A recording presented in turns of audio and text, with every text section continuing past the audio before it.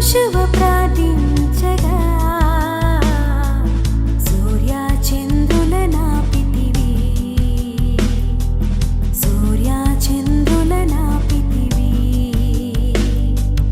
యెహోషువ ప్రార్థించగా సూర్య చంద్రుల నాపితివి, సూర్య చంద్రుల నాపితివి. యెహోవా నీ నామము. Praise the lord. దేవునికి మహిమ కలుగును గాక. ప్రభునందు ప్రియమైన దేవుని బిడ్డలారా, మనము దేవుని సహవాసము లేకపోతే వచ్చే శాపాలు అనే అంశాన్ని గురించి నేర్చుకుందాం. గత కాలంలో దేవుని సహవాసం ద్వారా వచ్చే దీవెనల గురించి మనం నేర్చుకున్నాం. దేవుని సహవాసం మనకెంత దీవెనలు తెచ్చిపెడుతుందో మనం దేవుని వాక్య వెలుగుల నుంచి ఎన్నో విషయాలు నేర్చుకోవచ్చు. అది బలపరిచే వాక్యం ద్వారా నేను ఒక సందేశాన్ని ఇచ్చాను. ఇప్పుడు పార్ట్ 2గా ఒక వ్యక్తికి దేవుని సహవాసం లేకపోతే ఎంత నష్టమో లేక ఎంత శాపమో అనే విషయాలు క్లుప్తంగా నేర్చుకుందాం. మనం 2 విధాలుగా దేవుని యొక్క వాక్యాన్ని ధ్యానించడం అవసరం. అందుకే ఈ కోణంలో ఈ విషయాలు మీకు తెలియచేయడానికి దేవుని ఆత్మచేత ప్రేరేపించబడ్డాను. రండి, ఆదికాండము 3వ అధ్యాయము 22వ వచనం నుంచి చదువుదాం. అప్పుడు దేవుడైన యెహోవా, ఇదిగో మంచి చెడ్డలను ఎరుగునట్లు ఆదాము మనలో ఒకని వంటి వాడాయను. కాబట్టి అతడు ఒకవేళ తన చెయ్యి చాపి జీవవృక్ష ఫలములను కూడా తీసుకొని తిని నిరంతరము జీవించునేమో అని దేవుడైన యెహోవా అతడు ఏ నేల నుండి తీయబడినో దాన్ని సేద్యపరచుటకు ఏదెను తోటలో నుండి అతని పంపివేసెను. అప్పుడు ఆయన ఆదామును వెళ్ళగొట్టి ఏదెను తోటకు తూర్పు దిక్కున కెరూబులను జీవవృక్షములకు పో మార్గమును కాచుటకు ఇటు అటు తిరుగుచున్న ఖడ్గజ్వాలలను నిలువబెట్టెను. దేవునితో సహవాసం చేసే ఆదాము అవ్వలు వారి కథ అంతా మనకు తెలుసు. ఆ నిజ సంఘటన, ఆదిమానవుడు ఎలా దేవుని ఆజ్ఞను అతిక్రమించి ధిక్కరించి పతనమైపోయాడో, తద్వారా వచ్చిన నష్టాన్ని గురించి మనం మాట్లాడుతున్నాం. అంటే దేవుని సహవాసం ఉన్నప్పుడు ఆదామవ్వలకి ఎంత ఆశీర్వాదము, ఎంత సమాధానమో, ఎంత సమృద్ధ్యో, ఎంత సంతృప్తో, ఎంత దీవెనలో, దేవుడు ఎంతగా వారిని దీవించాడో, సమస్తం వారి చేతికి అప్పగించాడో. అయినను వారు అపవాది మాటలు విని మోసపోయి అపవాది యొక్క తంత్రాలకు లోబడి పడిపోయి ఆ తినకూడని పండు తిన్నప్పుడు దేవుని శాపము వారికి వచ్చినట్లు మనం చూస్తున్నాం. తద్వారా వారు ఏదైనా తోట నుంచి దేవుని చేత పంపివేయబడ్డారు, మరలా రాకుండా.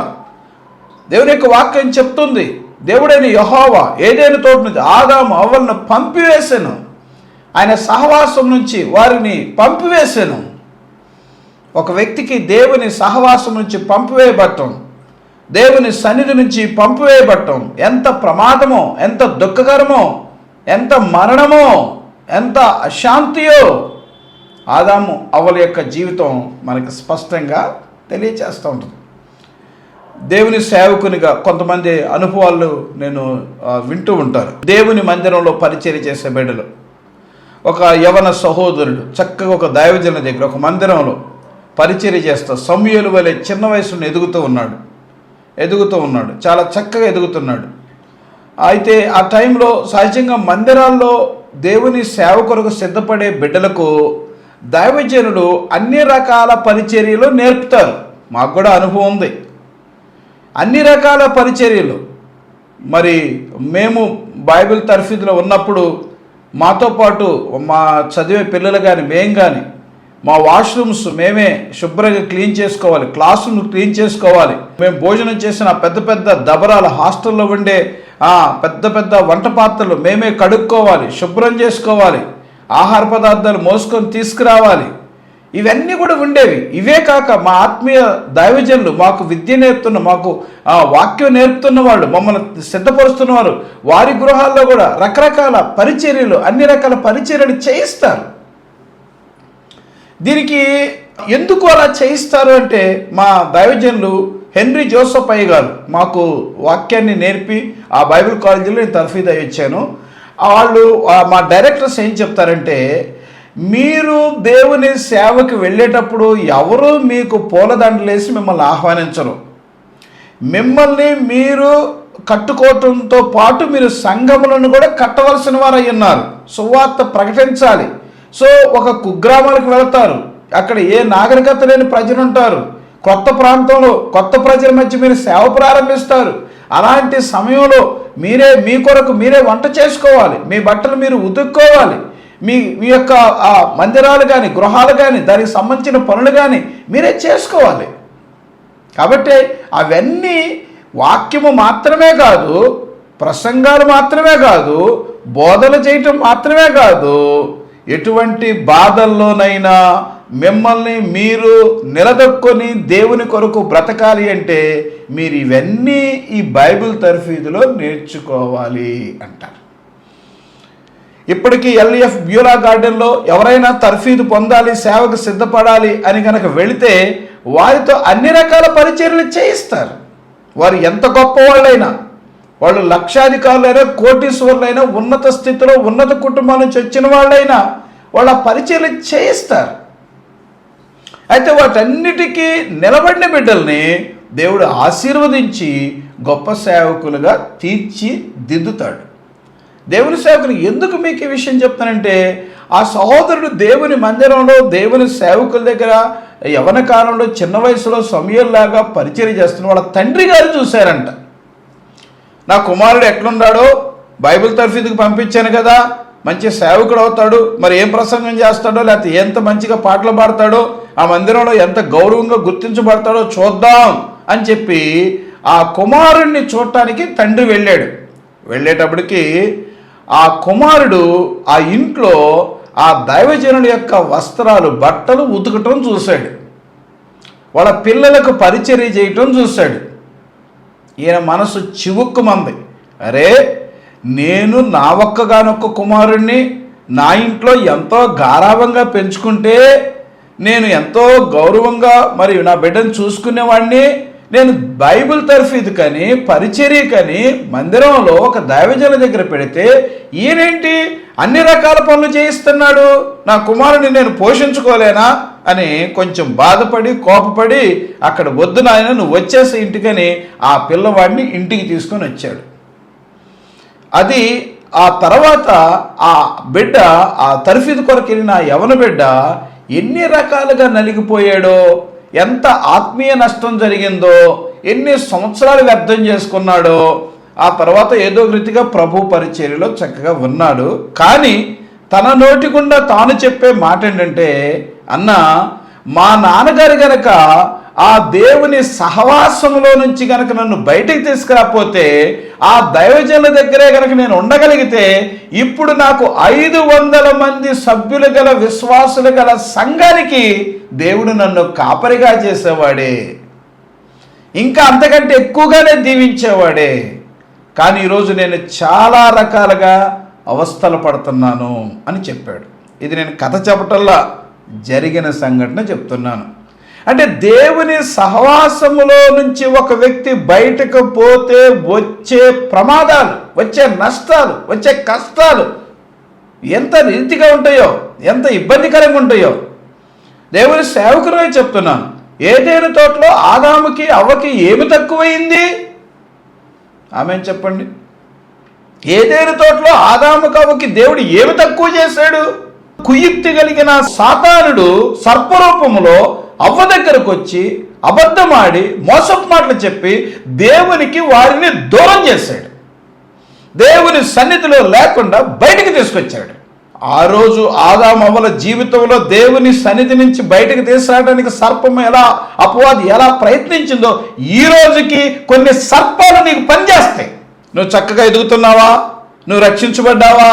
నువ్వు అనుదినము దేవునితో దేవుని సేవకులతో మంచి సంబంధం సహవాసం కలిగి ఉన్నావా? నువ్వు ఆత్మీయంగా మంచి భవిష్యత్తుని కలిగి ఉన్నావా? అట్లాగైతే సర్పము ఊరుకోదు. సర్పము యొక్క ఆలోచనలు వేరు, సర్పము యొక్క కుయుక్తి వేరు. సర్పం దాన్ని చూడలేదు. ఓ ఈ అవనస్తుడేంటి, లేకపోతే ఈ సహోదరుడేంటి, లేక ఈ కుటుంబం ఏంటి, ఇంత బాగా మందిరంలో ఉన్నారు, ఇంత బాగా పరిచయం చేస్తున్నారు, ఇంత బాగా దేవునితో ఆత్మీయంగా ఎదుగుతున్నారు, దేవుని సేవకులతో బాగా కలిసిపోయారు, దేవుని మందిరంలో బాగా గుర్తించబడుతున్నారు, ఏ విధం చేత వీళ్ళని నష్టపరుద్దామని సర్పము ఒక మనిషి రూపంలోనో, ఒక స్త్రీ రూపంలోనో, ఒక పురుషుని రూపంలోనో, లేక నీ తోటి స్నేహితుని రూపంలోనో ఏదో ఒక రీతికి నీ దగ్గరకు వచ్చి నీ చెవులో ఏదో ఒక విధంగా నువ్వు దేవునికి, దేవుని మందిరానికి, దేవుని సేవకులకి దూరమయ్యే విధంగా మాట్లాడుతుంది అది. సో దాన్ని గమనించాలి, ఆత్మీయ బిడ్డలు గమనించాలి. అవ్వగనక ఆ సర్పంతో లేదు లేదు నా దేవుడి మాట, నా సర్వ సృష్టికర్త మాట నేను మేరలేను, నేను దాటలేను, మేము అలాంటి వారం కాదు, నువ్వు నోరు మూసుకొని బయటికి వెళ్ళిపో అని గద్దించుంటే, అపవాదిని గద్దించుంటే, ఆ సర్పం వచ్చేప్పుడు కర్ర తీసుకొని ఉంటే అది పారిపోయేది. కానీ అవ్వ అలా చేయలేకపోయింది. అవ్వ స్వభావము అలాగా చేయలేకపోయింది.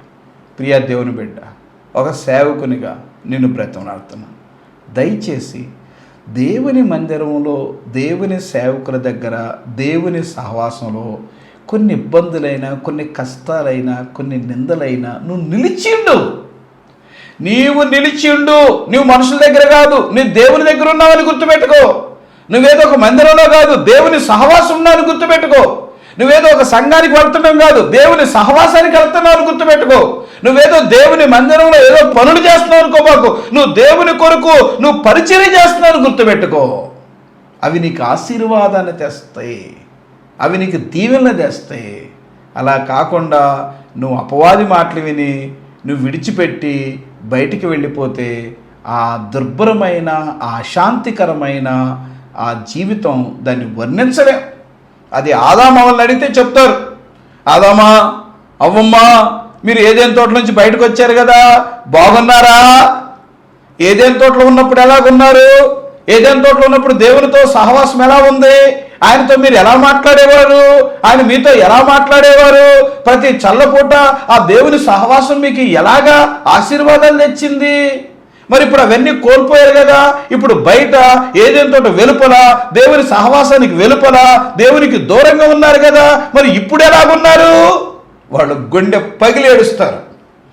అయ్యా మేము ఎంత పొరపాటు చేసాం అపవాది మాటని, ఆ సర్పం కుయుక్తి మాటలు విని మేము ఆ దేవుని సహవాసాన్ని దూరం చేసుకున్నాం. ఓ ఇక్కడ బయటకు వచ్చేసినాక ఇద్దరు కుమారులు దేవుడిచ్చాడు, అయితే పెద్దవాడు కయ్యను, చిన్నవాడు హేబెలును చంపేశాడు. వాడు దేశదిమ్మరై తిరుగుతున్నాడు. మాకేమీ శాంతి లేదు, మాకేమీ సంతోషం లేదు. ఒక కుమారుడు చనిపోయాడు, ఒక కుమారుడు పారిపోయాడు. ఆ దేవుని సహవాసం ఇవి జరిగేవా? ఆ దేవుని సన్నిధిలో దేవుని మాట వింటే ఈ సమస్య మా కుటుంబానికి వచ్చేదా? ఈ శాపము, ఈ ప్రయాస, ఈ వేదన, ఈ దుఃఖము, ఈ కష్టము మాకెందుకు వచ్చేది? మేము దేవుని సహవాసానికి దూరం అవటం వల్లనే కదా.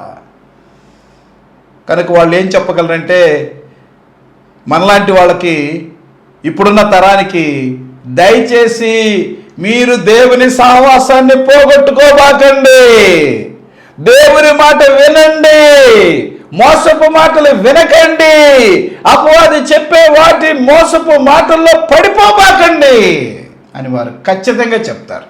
అందుకని ప్రియ దేవుని బిడ్డ, వింటున్నావా? గమనిస్తున్నావా? ఒకవేళ నువ్వు ఆలోచించు, నువ్వు ఇప్పటికీ ఏదైనా దేవునికి దూరం అయిపోయావు, ఏ కారణం ఏదైనా కావచ్చు. దేవుని మందిరానికి క్రమంగా వెళుతున్నావా? దేవుని సహవాసంలో మంచి పరిచర్య చేస్తున్నావా? లేక దూరం అయిపోయావా? ఇది నాకు అవసరం లేదు, ఈ దేవుని సహవాసం నాకెందుకు, ఈ దేవుని మందిర పరిచర్య నాకెందుకు, ఇవి నాకు అవసరం లేదని ఒకవేళ నీవు దూరమై ఉంటే ఇప్పటికైనా పశ్చాత్తాపడి, ప్రభువా నన్ను క్షమించు, నీ రక్తంతో నన్ను కడుగు, మరలా తిరిగి నీ సన్నిధి, నీ సహవాసం నాకు ఇవ్వంటే, ఆ మొదటి ఆదాము కోల్పోయాడు. అయితే మన ప్రభు అయిన యేసుక్రీస్తు వారు మనకు అనుగ్రహించడానికి దాన్ని సిద్ధంగా ఉన్నాడు. కనుక దేవుని సహవాసాన్ని కోల్పోతే ఆదాము అవ్వల జీవితాలు ఎటువంటి శాపాన్ని తెచ్చుకున్నాయో మనం నేర్చుకున్నాం. రెండవది, దేవుని సహవాసాన్ని కోల్పోతే వచ్చే రెండవ నష్టం. రండి 4వ అధ్యాయము 9వ వచనం చదువుదాం. యెహోవా నీ తమ్ముడైన ఏబేలు ఎక్కడనున్నాడని కయ్యీనును అడుగగా అతడు, నేను ఎరుగను, నా తమ్మునికి నేను కావలివాడనా అనెను. అప్పుడు ఆయన, నీవు చేసిన పని ఏమిటి? నీ తమ్ముని రక్తము యొక్క స్వరము నేలలో నుండి నాకు మొరపెట్టుచున్నది. కావున నీ తమ్ముని రక్తమును నీ చేతులను పుచ్చుకొనుటకు నోరు తెరచని ఈ నేల మీద ఉండకుండా నీవు శపింపబడిన వాడవు. నీవు నేలను సేద్యపరచుకున్నది తన సారమును ఇక మీదట నీకు ఇయ్యదు. నీవు భూమి మీద దిగులు పడుచు దేశ దిమ్మరివై ఇందువనెను. అందుకు కయ్యూను, నా దోష శిక్ష నేను భరింపలేనంత గొప్పది. నేడు ఈ ప్రదేశము నుండి నన్ను వెళ్ళగొట్టితేవి. నీ సన్నిధికి రాకుండా వెలివేయబడి దిగులు పడుచు భూమి మీద దేశ దిమ్మరినయుందును.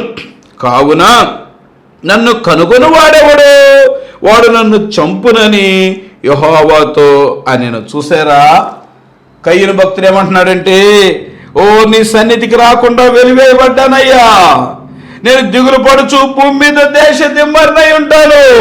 ఈ బ్రతుకు బ్రతికే కంటే ఎవడైనా నన్ను చంపితే బాగుండు. ఈ జీవితము కంటే నాకు మరణమే మేలు. కయ్యూనికి ఎంత గ్రహింపు అంటే, దేవుని తాను నరహత్య చేశాడు కానీ దేవుని సన్నిధి విలువ తెలియని వాడు కాదు. దేవుని సన్నిధి లేకపోతే నేను దేశదిమ్మరినైపోతాను, దేవుని సన్నిధి లేకుండా నేను బ్రతికే కంటే, నేను దిగులు పడుచు దేశదిమ్మరినై బ్రతికే కంటే ఎవడన్నా నన్ను కనుగొని నన్ను చంపితే బాగుండు, ఈ పాపిని చంపితే బాగుండు, ఆ మరణమే మేలు ఈ బ్రతుకు కంటే. అర్థమైన వాళ్ళు ఆమె చెప్పండి. Praise the lord. ఈ గ్రహింపు నేటి తరానికి కలుగును గాక. దేవుని బిడ్డగా, దేవుని సేవకునిగా నేను బ్రతిమలాడి చెప్తున్నాను, కయ్యూనికి ఎంత అవగాహన, దేవుని సన్నిధి లేకుండా బ్రతికే బ్రతుకు ఎంత ప్రమాదము. అయ్యో, నేను ఎలా బ్రతకాలి? దేవుని సన్నిధి నేను త్రోసివేయబడ్డాను, వెలివేయబడ్డాను. అయ్యా, నీ సన్నిధికి దూరంగా నేను బ్రతికే కంటే, నేను దేశ దిమ్మరినై బ్రతికే కంటే, నేను దిగులు పడుచు నీ సన్నిధి లేకుండా దిగులు పడుచు బ్రతికే కంటే నేను చావటం నాకు మేలు కదా. దేవుని బిడ్డలారా గమనించండి, ఒక వ్యక్తి దేవుని సహవాసానికి దూరమై ఈ లోకంలో బ్రతకటం అనేది ఎంత ప్రమాదమో కయ్యూన్ని అడిగితే చెప్తాడు. ఒక వ్యక్తి దేవుని సహవాసానికి దూరంగా బ్రతకటం ఎంత బాధో దావీదుని అడిగితే చెప్తాడు. అందుకని నీ సన్నిధి నుంచి నన్ను త్రోసివేయకు అంటాడు దావీదు భక్తుడు 51వ కీర్తనలో. నీ పరిశుద్ధాత్మను నాలో నుండి తీసివేయకు, నీ రక్షణ ఆనందం నాకు మరలా పుట్టించు. ఈ మాటలు వింటున్న దేవుని బిడ్డ, నీకు నెమ్మది లేని పరిస్థితి ఉందా? దిగులు పడుతూ ఉన్నావా? ఏం చేయాలో, ఎక్కడికి వెళ్ళాలో ఎక్కడికి ఏం చేయాలో అర్థం కాక భూమి మీద ఇటు అటు ఒక దేశ దిమ్మరిలాగా తిరుగుతున్నావా? కొంతమంది జీవితాలు అలానే ఉంటాయి, దేశ దిమ్మర్లు. ఏం చేయాలో అర్థం కాదు, ఏ వ్యాపారం చేయాలో అర్థం కాదు, ఏ ఉద్యోగం చేయాలో అర్థం కాదు, ఎక్కడికి వెళ్ళాలో అర్థం కాదు, ఎక్కడ బ్రతకాలో అర్థం కాదు. ఒక సోదరుడు చెప్తున్నాడు, అన్నా నా లైఫ్ అంతా తిరగటమే సరిపోయిందన్నా, నా బ్రతుకు తెరువు కొరకు దేశాలు తిరగటమే సరిపోయిందన్నా, నేను ఏం చేయాలో అర్థం కావట్లేదన్నా. ఇంతవరకు there is no settlement in my life. నా జీవితానికి ఇంతవరకు స్థిరత్వం లేదు. పిల్లలు పుట్టారు, పెరిగారు, పెద్దవాళ్ళు అయిపోయారు. దేవుని సన్నిధిని కోల్పోయాను. ఒక క్రమమైన మందిర సహవాసం లేక, ఒక క్రమమైన దైవజనుల యొక్క నడిపింపు లేక, ఒక వాక్యము యొక్క నడిపింపు లేక, ఒక ఆత్మీయ జ్ఞానము లేక, ఒక వ్యక్తి దేవుని సహవాసమును కలిగి ఉండలేక, దేవుని సహవాసము కలిగి ఉండలేని వ్యక్తి యొక్క జీవన విధానం ఎంత దుర్భరమో. నేను అంటున్నాను, కయ్యూని యొక్క వర్షంలో, కయ్యూని చెప్పే విధానంలో ఆ బ్రతుకు బ్రతికే కంటే చావటం బెస్ట్. కానీ దేవుడు నిన్ను అలా చెయ్యడు అంటే నీకు రుజువు ఏంటంటే, ఈరోజు ఈ వర్తమానం ద్వారా నీతో మాట్లాడుతున్నాడు, నీ కొరకే మాట్లాడుతున్నాడు, నీ కొరకే. నువ్వు ఎక్కడ విన్నావో, ఏ స్థితిలో ఉన్నావో, ఏ స్థితిలో వింటున్నావో, ఏ విధానంలో వింటున్నావో, దేవుని సన్నిధి నీకు కావాలి, దేవుని నెమ్మది నీకు కావాలి, దేవుని సమాధానం నీకు కావాలి అంటే నువ్వు దేవునితో సహవాసమును చెయ్యాలి. కోల్పోబాకు, దూరమైపోబాకు. ఏదో రకరకాల నిందలు వేసి చర్చికి వెళ్ళేవాడు మంచివాడు కాదు, లేక పాస్టర్లు మంచివాడు కాదు, లేక వీళ్ళు అలా చేస్తారు, వీళ్ళు ఎలా చేస్తారని నీవు దేవుని సన్నిధి కోల్పోబాకు. నీవు దేవుని సహవాసానికి దూరంగా వెళ్ళాలి, మందిరానికి వెళ్ళాలి, చదవాలి, వాక్యం చదవాలి, చెయ్యాలి, ప్రార్థన చెయ్యాలి. అది నీకు ఆశీర్వాదం. కనుక దేవుని సహవాసాన్ని కోల్పోతే ఎంత నష్టమో అనేది కయ్యూను జీవితం మనకు తెలియజేస్తుంది. మూడవ అనుభవంలోకి వెళదాం రండి. ఒక వ్యక్తి దేవుని సహవాసాన్ని కనుక కోల్పోతే ఎంత నష్టపోతాడో రండి. న్యాయాధిపతుల గ్రంథము 14వ అధ్యాయము 1-2 చూద్దాం. సంసోను తిమ్నాతునకు వెళ్ళి తిమ్నాతులో ఫిలిష్తీయుల కుమార్తెలలో ఒకతను చూచెను. అతడు తిరిగి వచ్చి తిమ్నాతులో ఫిలిష్తీయుల కుమార్తెలలో ఒకతను చూచి తిని, మీరు ఆమెను నాకిచ్చి పెండ్లి చేయవలనని తన తల్లిదండ్రులతో అనగా. అలానే 16వ అధ్యాయము 1-2 వచనాలు చూద్దాం. తరువాత సంసోను గాజాకు వెళ్ళి వేశ్యనొకతను చూచి ఆమె యొద్దకు చేరెను. తర్వాత 16వ అధ్యాయం 4వ వచనం చూద్దాం. పిమ్మట అతడు షోరేకు లోయలోనున్న దెలీలా అను స్త్రీని మోహింపగా. సంసోను పనేంటి? సంసోను దేవుడు ఎందుకు పుట్టించాడు? 13వ అధ్యాయం న్యాయాధిపతులు 13వ అధ్యాయము 5వ వచనం చదువుదాం. నీవు గర్భవతి అయి కుమారుని కందువు, అతని తల మీద మంగళకత్తి వేయకూడదు.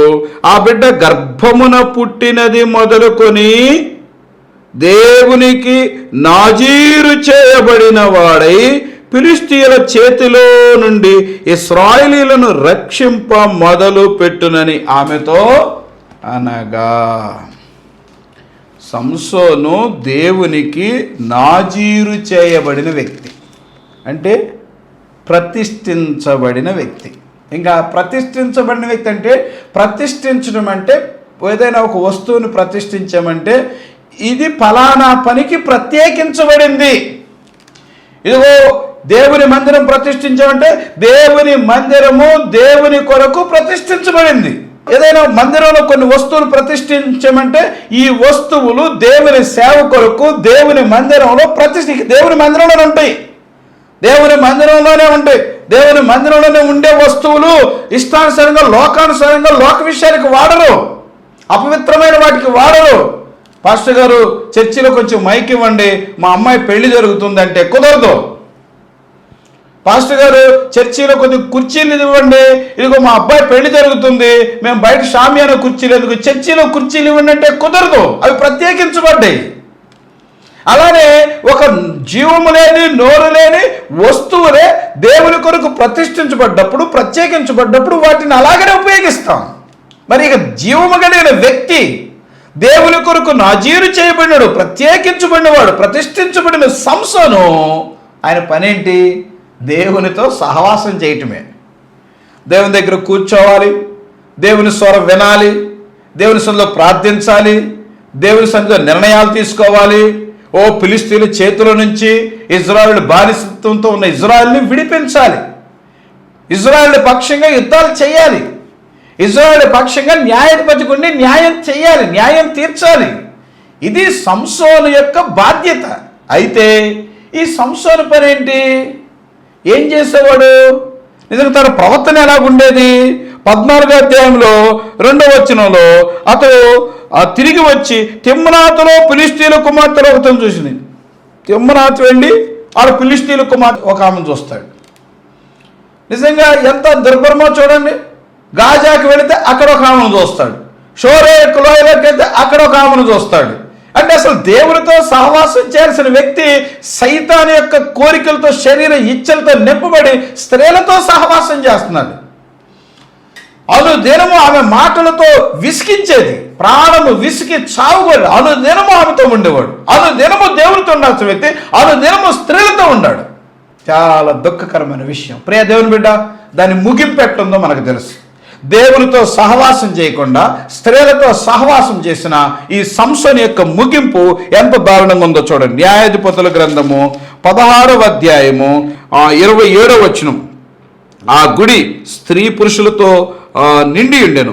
ఫిలిష్తీయుల సర్దారులందరూ అక్కడ ఉండిరి. వారు సంసోనుని ఎగతాళి చేయగా గుడి కప్పు మీద స్త్రీ పురుషులు రమారమి 3,000 మంది చూచుండి. అప్పుడు సంసోను యెహోవా ప్రభువా దయచేసి నన్ను జ్ఞాపకం చేసుకొనుము. దేవా దయచేసి ఈసారి మాత్రమే నన్ను బలపరచుము. నా 2 కన్నుల నిమిత్తము ఫిలిష్తీయులను ఒక్కమారే దండించి పగ తీర్చుకొనిమ్మని యెహోవాకు మొర్రపెట్టి 30వ వచనం, నేను ఫిలిష్తీయులను చనిపోదుము గాక అని చెప్పి బలముతో వంగినప్పుడు గుడి ఆ సర్దారుల మీదను దానిలో ఉన్న జనులందరి మీదను పడెను. మరణకాలమున అతడు చంపిన వారి శవముల లెక్క జీవితకాలం ముందు అతడు చంపిన వారి లెక్క కంటే ఎక్కువయ్యాను. చివరికి మరణాపాయం వచ్చినప్పుడు ప్రార్థన చేస్తున్నాడండి, అయ్యా ఒక్కసారి నన్ను బలపరచు. ఒక్కసారి బలపరిచేది ఏంటి అసలు? ఒక్కసారి బలపరిచి నీ జీవితం అంతా బలాన్ని ఇచ్చిన దేవుణ్ణి నువ్వు విడిచిపెట్టావు. ఇప్పుడు నీ చావు నువ్వే కొని తెచ్చుకున్నావు. నీవే నీ యొక్క ఒక రకం చెప్పలే సంసోను ఆత్మహత్య చేసుకున్నాడు. తన ప్రాణాన్ని తానే తీసుకున్నాడు. ఎంత బాధాకరమైన దుఃఖకరమైన అంశం ఇది. దేవునితో సహవాసం చేయని వ్యక్తి ఎలాంటి నిర్ణయాలు తీసుకుంటాడు? దేవునితో సహవాసం చేయని వ్యక్తి ఎలాంటి ప్రజలతో ఉంటాడు? ప్రియ దేవుని బిడ్డ, వేదనతో బాధతో నీతో మాట్లాడుతున్న పరిశుద్ధాత్మ దేవుని అర్థం చేసుకో. దేవుడు నిన్ను ప్రేమించాడు, నిన్ను రక్షించాడు, నిన్ను ప్రతిష్ఠించాడు.